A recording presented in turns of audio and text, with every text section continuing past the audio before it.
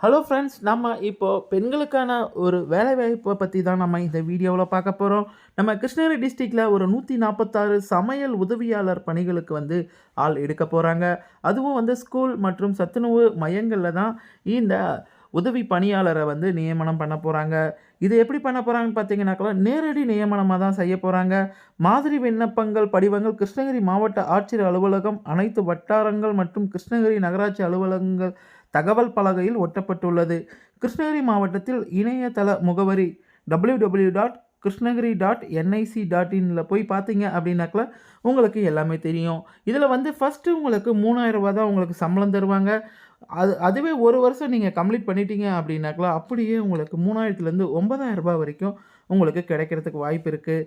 இது யாரெல்லாம் விண்ணப்பிக்கலாம் அப்படின்னு பார்த்தீங்கன்னாக்கா, பழங்குடியினர், விதவை, கணவனால் கைவிடப்பட்டோர், பொது மற்றும் தாழ்த்தப்பட்டோர் இவங்க எல்லாருமே விண்ணப்பிக்கலாம். அவங்களுக்குன்னு சொல்லிட்டு தனி ஏஜ் கேட்டகரி எல்லாம் தனித்தனியாக பிரிச்சிருக்காங்க.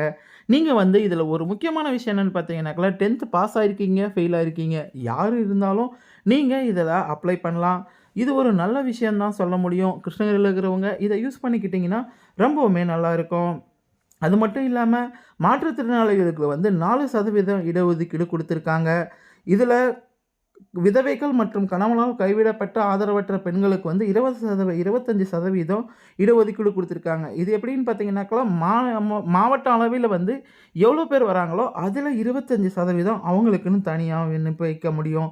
இந்த விண்ணப்பம் எல்லாம் ஃபுல் பண்ணி நீங்கள் 17/12/2025 மாலை 5:45 மணி வரை மட்டுமே. அதுக்கு பின்னாடி வர்ற எந்த இதுவும் வந்து ஏற்றுக்க மாட்டாங்க விண்ணப்பத்தை எதுவுமே. இதில் தேவையான ஆவணங்கள் அப்படின்னு பார்த்தீங்கன்னாக்கா, நீங்கள் ஃபார்ம் ஃபில் பண்ணி போடும்போதே நீங்கள் டிசி, அப்புறம் எஸ்எஸ்எல்சி மார்க் ஷீட்டு, உங்கள் ration card, native certificate, Aadhaar card, ஜாதி சான்று, அப்படியே விதவையா இல்லை கணவனால் கைவிடப்பட்டவங்கன்னா அதுக்கான சான்றிதழ், மாற்றுத்திறனாளினா அதுக்கான சான்றிதழ் வந்து நீங்கள் கண்டிப்பாக வச்சுருக்கணும். இந்த எல்லாத்தையும் வந்து இந்த நகலோடு சேர்த்து விண்ணப்பம் இணைக்க வேண்டும். அஞ்சல் துறை மூலமாக காலி பணியிடங்களுக்கு விண்ணப்பம் அனுப்பப்படும்.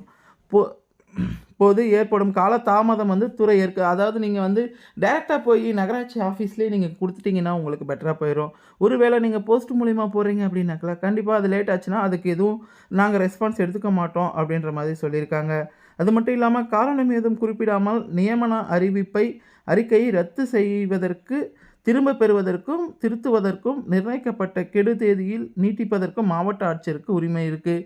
நீங்கள் முடிஞ்ச அளவுக்கு முன்னாடியே பண்ணி வச்சுக்கிட்டிங்கன்னா உங்களுக்கு பெட்ரு.